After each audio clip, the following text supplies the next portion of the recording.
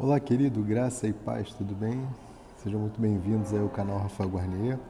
Depois de um longo tempo sem postarmos vídeos, estamos de volta aí e agora com gás total para voltarmos aos nossos estudos, né? E vamos começar por um tema muito relevante. Você é pré ou pós-tribulacionista? Você crê que a igreja passará pela grande tribulação ou a igreja será arrebatada antes do período literal da grande tribulação? E ainda algumas outras teorias, como por exemplo os meso, né, que é aqueles que creem que a igreja vai ser arrebatada no meio da grande tribulação. Eu vou falar aqui hoje de alguns argumentos pré-tribulacionistas, né? Eu particularmente creio nessa corrente pré-tribulacionista. Eu creio que nós não passaremos pela grande tribulação, né? E vou dar alguns argumentos aqui bem simples para vocês e respeito completamente aqueles que pensam diferente. Eu sei que muitos pensam diferente, alguns pensam diferente e eu respeito, né? Há coisas no Evangelho que nós não podemos abrir mão e outras que nós podemos ceder em relação a discussões. Essa é uma delas, onde você vai ter argumentos diferentes, mas a gente vai aqui colocar o nosso ponto de vista. Amém? Então, o primeiro grande argumento que a gente tem em relação ao pré-tribulacionismo é o seguinte: é o argumento em relação à natureza da tribulação. Né? Você tem pessoas, né, pregadores, pastores, teólogos, que dizem que nós já estamos passando pela grande tribulação. Né? Então, não é feita aí uma distinção entre as tribulações, né? A tribulação histórica e o período da grande tribulação, né? O período que nós chamamos de período tribulacional, ok? Esse argumento é baseado, por exemplo, que nós não somos melhores do que a igreja. Né? Por que nós não passaremos se nós formos arrebatados, né, antes do período tribulacional, e os irmãos que já morreram, que passaram, né, pela tribulação, como é que vai ser? Esse é o grande questionamento deles. Aqui é uma questão bem simples da gente matar aqui. Se nós formos lá em Daniel, no livro do profeta Daniel, capítulo 9, né, dos versículos 24 ao versículo 27, a gente vai ver que Daniel está falando sobre o teu povo, né? A resposta que Daniel fala é sobre o teu povo e a cidade. Então percebam, aqui o teu povo é Israel. Israel é diferente da igreja, irmão.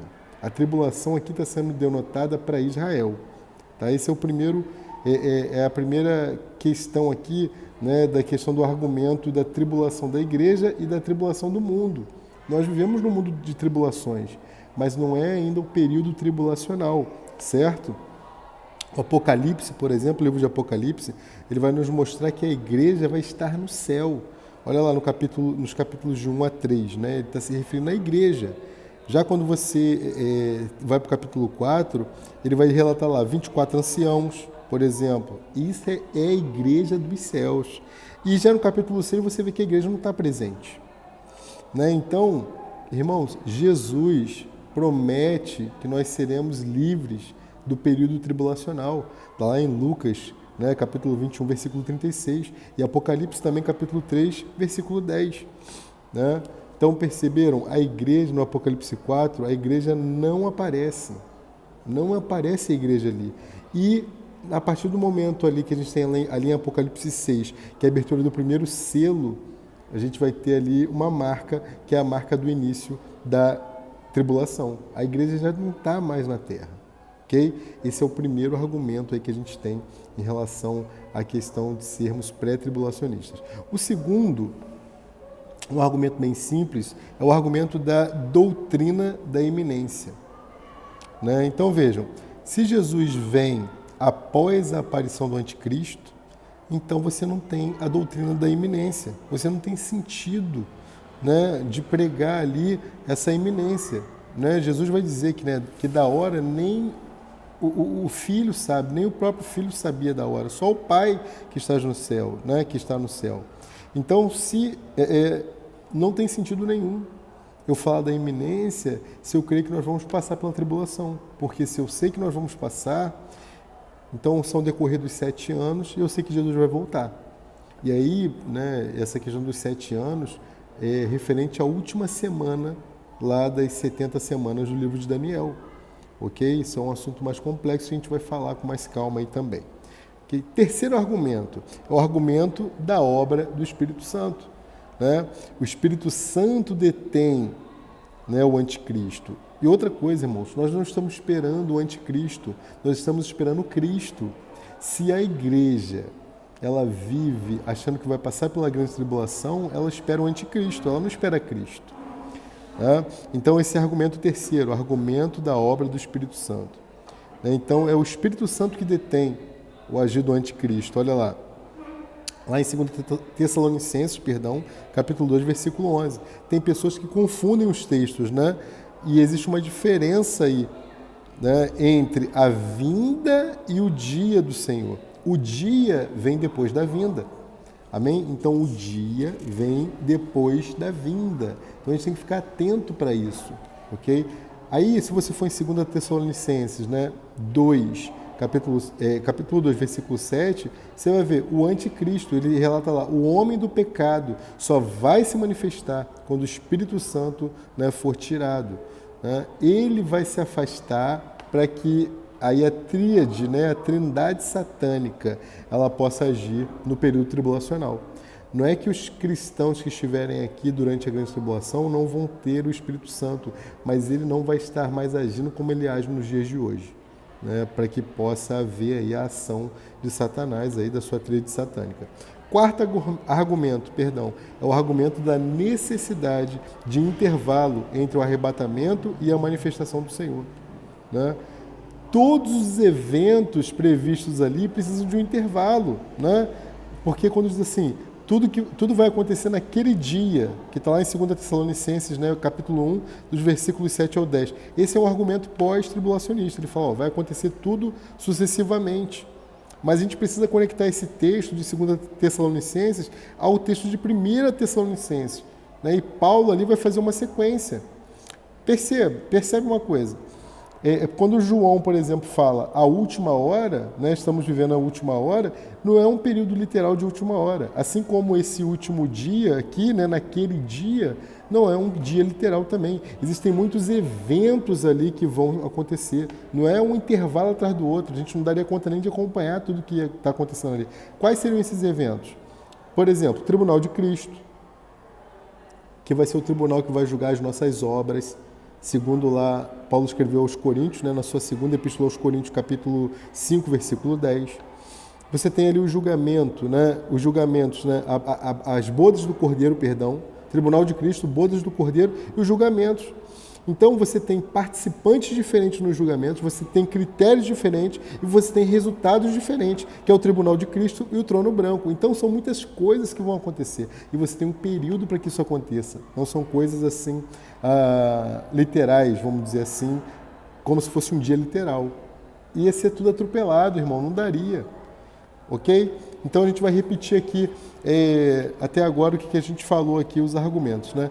Então o primeiro é acerca da natureza da grande tribulação, né? A diferença da tribulação que nós vivemos nos dias de hoje para o período, da questão do período tribulacional, que é diferente. Né? O segundo argumento que a gente falou foi o argumento da doutrina da iminência. O terceiro argumento foi o argumento da obra do Espírito Santo. Né? O quarto argumento foi o argumento da necessidade de um intervalo entre os eventos. Né? E o quinto argumento, você tem aqui o quinto argumento, um contraste entre o arrebatamento e a manifestação do Senhor. Então veja, nós não temos como, né, harmonizar ali os eventos. A gente não tem como harmonizar o arrebatamento e a manifestação do Senhor. Né? Então, a ressurreição por conta do arrebatamento não é a mesma coisa que acontece pela manifestação do Senhor. Então vejam, a ressurreição por conta do arrebatamento, né, quando diz lá, Jesus virá nos ares, então os mortos ressuscitarão. Não é a mesma coisa dele vir, né, pela manifestação com poder e glória, como está lá em Apocalipse 20, versículos 4 a 6. Né? Nesse segundo aqui, os pés de Jesus estão na terra. No primeiro, o arrebatamento é nos ares. Ok? Então você tem esse contraste aqui. Né? Então vejam, por mais que a gente tente ali, os pós-tribulacionistas fazem isso, eles forçam ali uma harmonização entre o arrebatamento e a manifestação. Mas a gente tem aqui a última trombeta, né? Quando a gente tem lá a sétima trombeta, eles vão forçar que é a mesma coisa. Veja bem, vamos pensar aqui. Paulo morreu antes do Apocalipse. Então, o apóstolo Paulo, ele escreveu para uma igreja gentílica, para um povo gentio, né? Então, as pessoas conheciam as trombetas dos romanos. Então, olha o contexto que Paulo escrevia. As trombetas são diferentes. Okay? Então, o Apocalipse 11, ele não harmoniza de jeito nenhum aqui com essa questão desse arrebatamento. Então, depois da última trombeta, a gente ainda tem 7 taças, não esqueçam. Né? Então, a gente tem trombetas e taças, as taças da ira de Deus, as quais nós não sofreremos.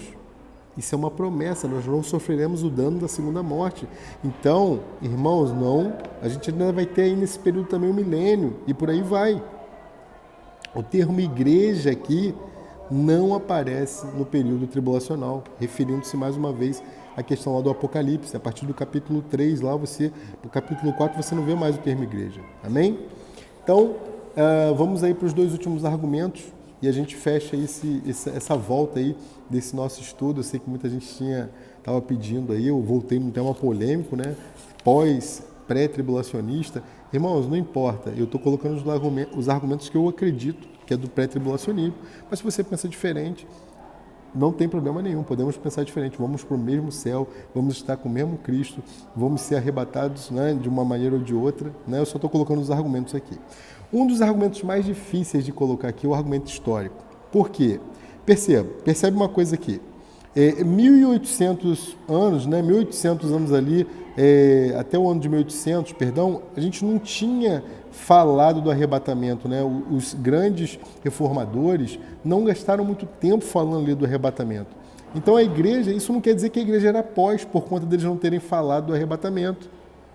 Né? Então você tem ali os pais, né, o que a gente chama de patrística, eles não tiveram esse cuidado de falar do tribulacionismo, eles não falaram da grande tribulação com muita profundidade. Então somente após a reforma houve, né, uma sistematização ali. Um dos principais caras que falam dessa questão do tribulacionismo é Gerard Bray, né, onde ele vai fazer uma história ali, né, da interpretação bíblica. Né? Ele tem até uma obra muito legal. E aí Lutero e Calvino, de fato, eles não tomaram tempo, eles não gastaram tempo com essa escatologia. Né? Então, eu não posso afirmar, mas Lutero, Calvino, o que eles eram? Né? Eles eram pré, eles eram pós, eles eram meso, a gente não tem como afirmar isso. Né? Então, preste atenção, o cuidado deles o tempo todo era com a vinda iminente, ou seja, se eles mandavam as pessoas terem cuidado que Jesus poderia vir a qualquer hora, se Jesus pode vir a qualquer hora, isso é um argumento pré-tribulacionista. Ok? Aí eles vão argumentar, quem teve a revelação foi uma menina, e aí os pré-tribulacionistas baseiam-se nessa revelação da menina, mas vejam, John Nelson Darwin, né, que era um erudito extremo da palavra, é ele que vai montar essa teoria entre aspas, desse argumento que, segundo os pós, seria de uma menina. Mas veja, ele era um cara catedrático, né? Ele não seria ali enganado por um argumento que não tivesse fundamento bíblico, ok? Então esse argumento histórico é muito complicado. Por quê? Porque não é porque os pais da igreja não escreveram sobre o tribulacionismo que eles eram pós. Né? E o argumento que eles falam acerca da iminência os tornam pré. Se Jesus pode voltar a qualquer momento, é isso que a gente crê, nós somos pré, nós não somos pós. E por último, o 7º argumento, o argumento hermenêutico, do estudo da palavra. Né? Então, o pré-tribulacionismo ele é ligado ao pré-milenismo dispensacionalista. Esse é o único sistema, literalmente, hermenêutico da palavra. Né? Então, a Bíblia é aqui trazida de ponta a ponta, literalmente. Então, você não tem uma alegorização, por exemplo, dos eventos que a gente tem lá em Apocalipse. Nada é alegórico, tudo é literal. Né? Então, não literalize o que é alegórico na palavra de Deus e vice-versa. Aquilo que é alegórico, não literalize. Né? Não literalize o alegórico e não torne alegórico o que é literal. Ok? Então, a gente tem a nossa exegese ali, né? Então você extrai o fragmento do texto. E Deus, mais uma vez, é a exegese pura, é a distinção, né, de Israel da igreja. Então tem coisas, irmãos, que que a gente não pode espiritualizar. Logicamente que você tem que ler o argumento ali literal. Então a igreja não é o Israel de Deus. Igreja não é Israel de Deus. É por isso que lá em Mateus, no final do livro, no final do Evangelho, o próprio Senhor Jesus vai falar para 3 classes de pessoa ali. Né? No finalzinho, ali, nos últimos capítulos de Mateus, ele vai falar para Israel, para a igreja e para os ímpios. Então é isso. Essa é a nossa volta. Eu espero que você tenha gostado muito desse vídeo. Curta esse vídeo, compartilhe. Voltamos em grande estilo. Eu acho que foi um vídeo aí bem denso, bem cheio de informações, mas num bom intervalo de tempo aí, num bom período, para que vocês possam retornar aí com tudo ao canal também. E aí você, deixa nos comentários aí, você é pré, você é pós, você é meso, o que você pensa? Tá? Um grande beijo, fiquem com Deus, né? E até a próxima, que vai ser muito em breve, e vamos trazer grandes novidades para vocês. Estamos planejando algo poderoso que vai impactar a sua vida, né? E que você vai poder estudar com a gente mais de pertinho e vai ser uma bênção. Amém? Fique com Deus e até a próxima. Tchau, tchau.